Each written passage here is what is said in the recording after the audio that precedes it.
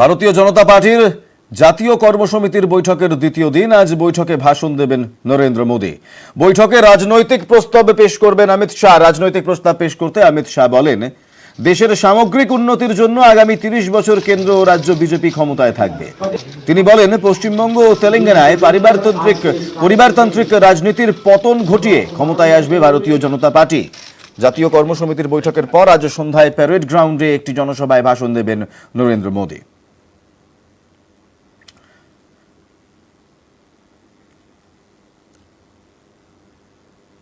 पश्चिम बंगाल और तेलंगाना में भी परिवारवाद राजनीति से मुक्ति मिलेगा। बंगाल, केरला, तेलंगाना, आंध्र प्रदेश, तमिलनाडु, उड़ीसा ने भी भाजपा की सरकार बनेगा। He also said that BJP will soon have its government in Bengal, Kerala, Telangana, Andhra Pradesh, Tamil Nadu and Orissa. Now the era of Bangsbat will come to an end. And obviously, Telangana will have a new government soon. রাজনৈতিক প্রস্তাবে পেশ করা হয় আজ, এবং তারপরে অমিত শাহ বলেন যে দেশের সামগ্রিক উন্নতির জন্য আগামী 30 বছর কেন্দ্র ও রাজ্যে বিজেপি ক্ষমতায় থাকবে। তিনি এও বলেছেন যে পশ্চিমবঙ্গ ও তেলেঙ্গানায় পরিবারতান্ত্রিক রাজনীতির পতন ঘটিয়ে ক্ষমতায় আসবে ভারতীয় জনতা পার্টি। 2019-এ বাংলায় উত্থান ভারতীয় জনতা পার্টির। আপকি বার 200 পারের ডাক ছিল 2021 সালে, কিন্তু 77-এ গিয়ে আটকায়। 2024-এর নির্বাচনে 25টি আসন মিনিমাম পাচ্ছে ভারতীয় জনতা পার্টি, এমনটাই হুঙ্কার শুভেন্দু অধিকারীর। রাজীব রয়েছে আমার সঙ্গে নয়াদিল্লি থেকে সরাসরি।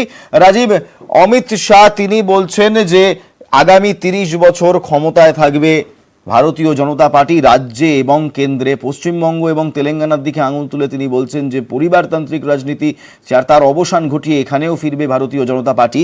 কিন্তু যদি পরিসংখ্যান দেখি, যদি পোল স্ট্যাটিস্টিক্স দেখি, 2021 একেবারেই অমিত শাহ যা বলছেন তার বিপরীতে ফল। কোন পরিপ্রেক্ষিতে বলছেন এমন কথা? দেখো ইলমাস, তোমাকে আমি বলে রাখি যে এই বিজেপির কর্মসমিতির বৈঠক যখন শুরু হয় তখন কিন্তু একেবারে বাংলার প্রসঙ্গ দিয়েই শুরু হয়েছিল। পশ্চিমবঙ্গের কথা প্রথম বলেছিলেন জগৎ প্রকাশ নাড্ডা, এবং তারপরে দলের নেতা অর্থাৎ বাংলার বিরোধী দল নেতা শুভেন্দু অধিকারী তিনি বলেছেন अब की बार বাংলার में ভাজপা সরকার। তারপর অমিত শাহ রাজনৈতিক প্রস্তাব পেশ করলেন, এবং রাজনৈতিক প্রস্তাব পেশ করার পরে তিনিও কিন্তু বাংলা দখলের কথা বলেছেন এবং বাংলার পাশাপাশি তেলেঙ্গানা সহ অন্যান্য রাজ্যে দখলের কথা বলেছেন। আর সর্বশেষে প্রধানমন্ত্রী নরেন্দ্র মোদী যখন ভাষণ দিলেন, প্রধানমন্ত্রীর উঠে এলো আবার বাংলা। তবে এক্ষেত্রে তিনি বললেন যে বাংলায় বিজেপি কর্মী সমর্থকরা যেভাবে অত্যাচার সহ্য করছেন তা সত্ত্বেও বাংলায় সংগঠন মজবুত করার জন্য লড়াই করছেন, তাদের কুর্নিশ জানাই। অর্থাৎ রাজীব, যদি এভাবে দেখি অমিত শাহ, জেপি নাড্ডা, প্রধানমন্ত্রী নরেন্দ্র মোদী, তিনজন ভারতীয় জনতা পার্টির টপ ব্রাস, তিনজন লিডার, তাদের মুখে জাতীয় কর্মসমিতির বৈঠক শুরু হচ্ছে, তাদের মুখে বাংলার প্রসঙ্গই উঠে আসছে।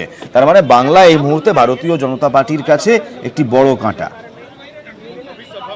একদমই ইলমাস, দেখো তা তোমাকে মনে রাখতে হবে যে বাংলার নেত্রী, তৃণমূল নেত্রী মমতা বন্দ্যোপাধ্যায় কিন্তু বিরোধী শিবির যে একজোট হচ্ছে রাষ্ট্রপতি নির্বাচনকে কেন্দ্র করে, তার মধ্যমণি কিন্তু মমতা বন্দ্যোপাধ্যায়। খুব স্বাভাবিকভাবে বিরোধী শিবিরকে যিনি ঐক্যবদ্ধ করছেন তার রাজ্য অর্থাৎ পশ্চিমবঙ্গ সেদিকে নজর থাকবে এবং তাকে ব্যতিব্যস্ত করার লক্ষ্য থাকবে বিরোধী শিবিরের বিজেপির। সেটা খুবই একেবারে স্বাভাবিক ব্যাপার। কিন্তু পশ্চিমবঙ্গে পরিবারতন্ত্রের অভিযোগ, এবং এই অভিযোগ বিজেপির নতুন নয়, তারা এর আগেও অভিযোগ করেছে এবং এই অভিযোগ নিয়ে তারা 2024-এর লোকসভা নির্বাচন পর্যন্ত যাওয়ার পরিকল্পনা করছে।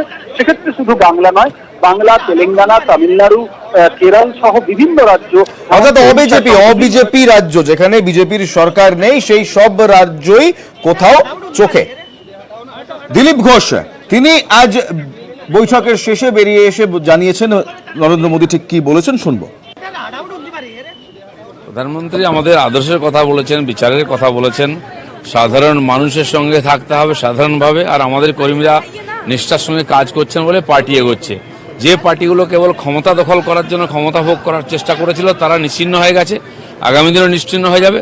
আর আমরা সাধারণ মানুষের সঙ্গে থেকে কাজ করব, আর আমাদের কর্মীরা বাংলা, কেরালা, তেলেঙ্গানার মতো কঠিন পরিস্থিতির মধ্যেও এত অত্যাচার সহ্য করে ঝান্ডা উঁচু করে কাজ করছেন, এটা উনি বলেছেন। মহিলারা আমাদেরকে যথেষ্ট আশীর্বাদ করেছেন, এটা মাথায় রাখতে হবে। শুধু পার্টির নয়, দেশের 50% মহিলা সেই মহিলাদের সঙ্গে থেকে তাদের উন্নয়ন, তাদের সম্মানের জন্য কাজ করতে। বেশার বাংলায় সন্ত্রাসের অভিযোগ নিয়ে নরেন্দ্র মোদী আজ বৈঠকে কিছু বক্তব্য রাখেন। দিলীপ ঘোষের মুখে শুনবো নরেন্দ্র মোদী ঠিক কি বলেছেন। অত্যাচারের জন্য দুবার বাংলার নাম নিয়েছেন উনি। বাংলা, কেরালা, তেলেঙ্গানাতে যেভাবে অত্যাচার চলছে, গণতন্ত্রকে হত্যা করা হচ্ছে, এটা চলা উচিত নয়, ভারতের পরম্পরার সঙ্গে যুক্ত নয়। গণতন্ত্রকে হত্যা করা হচ্ছে, এগুলো চিন্তার বিষয়। সেখানকার কর্মীরা যথেষ্ট পরিশ্রম করছেন, রিস্ক নিয়ে কাজ করছেন, সেজন্য তাদের জন্য আমি গর্ববোধ করি, এটা উনি বলেছেন। জাতীয় কর্মসমিতির বৈঠকের পর আজ সন্ধ্যায় প্যারেড গ্রাউন্ডে একটি জনসভায় ভাষণ দেবেন নরেন্দ্র মোদী। কিন্তু তার আগে কর্মসমিতির বৈঠকে আজ জেপি নাড্ডা, অমিত শাহ এবং অবশ্যই নরেন্দ্র মোদী তিনজনের মুখেই বাংলা প্রসঙ্গ, পশ্চিমবঙ্গ এবং রাজনৈতিক মহল মনে করছে যে এভাবে এই মুহূর্তে যেভাবে পশ্চিমবঙ্গ ভারতের রাজনীতিতে কেন্দ্রবিন্দুতে নিয়ে চলে গেছে নিজেকে নিয়ে, সেই জায়গা থেকে অত্যন্ত প্রাসঙ্গিক। শান্তনু সেন তৃণমূল কংগ্রেস সাংসদ রয়েছেন আমাদের সঙ্গে টেলিফোন লাইনে। শান্তনু বাবু, আজ নরেন্দ্র মোদী কর্মী সভার বৈঠকে সেখানে বলছেন যে তারা মানুষের জন্য কাজ করছেন, মহিলাদের আশীর্বাদ তাদের কাছে রয়েছে, এক, এবং দ্বিতীয় আরেকবার অভিযোগ করেছেন বাংলায় সন্ত্রাসের। কি বলবেন? সমস্ত ভারতীয় জনতা পার্টিটাই তৃণমূল কংগ্রেস, মমতা বন্দ্যোপাধ্যায়, অভিষেক বন্দ্যোপাধ্যায়ের আতঙ্কে ভুগছে। এটা আরো একবার প্রমাণ হলো। তাদের কেন্দ্রীয় সমিতির বৈঠকে মেজর পোর্শন আলোচনার বিষয় বাংলা। নরেন্দ্র মোদী, অমিত শাহ তারা যেখানে যেখানে সভা করছেন সেখানে তাদের বক্তব্যের প্রধান বক্তব্য হচ্ছে বাংলা। আসলে বাংলাই একমাত্র রাজ্য যেটা বিজেপির নৈরাজ্যের পতন ঘটানোর জন্য সারা ভারতবর্ষে ডাক দিয়ে সবাইকে এক জায়গায় আনছে। বাংলাই একমাত্র রাজ্য যেখানে মুখ্যমন্ত্রী মমতা বন্দ্যোপাধ্যায় চোখে চোখ রেখে বিজেপিকে বুঝিয়ে দিয়েছে যে আগামী দিনে 2024-এ সমস্ত বিরোধী জোটের ঐক্যবদ্ধ শক্তির মধ্যে দিয়ে বিজেপির পরাজয় অবশ্যম্ভাবী। আজকে যারা নারী শিক্ষা বা নারী শক্তির কথা বলছে, national crime record bureau report তাদেরকে একবার দেখে নিতে বলবো। নারী নির্যাতন, নারী ধর্ষণ, মহিলা পাচার, নারী পাচার, এই সমস্ত কিছুতে উত্তরপ্রদেশ সহ বিজেপি শাসিত রাজ্যগুলো প্রথম সারিতে রয়েছে। আর অন্যদিকে Bangla national crime record bureau অনুযায়ী এই সবগুলোতেই একদম সব থেকে ভালো পজিশনে, ভালো অবস্থায় রয়েছে।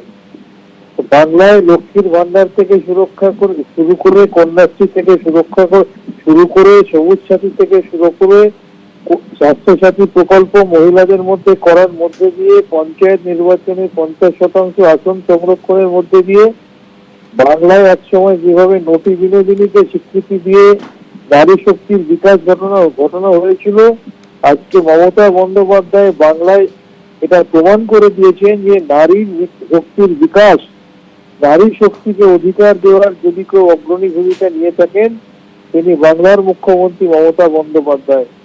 সুতরাং আমি বলবো সমস্ত জায়গায় মমতা বন্দ্যোপাধ্যায় তৃণমূলের ভোট না দেখে প্রকাশ্যে কথা বলতে যদি লজ্জা হয়, লুকিয়ে লুকিয়ে এসেও মমতা ব্যানার্জির সাথে কথা বলে যান, শিখে যান কিভাবে নারী শক্তির বিকাশ সারা দেশে ঘটাতে হয়, তারপর সেটাকে রোল মডেল করে সারা দেশে সেটা ইমপ্লিমেন্ট করুন। ধন্যবাদ শান্তনু বাবু।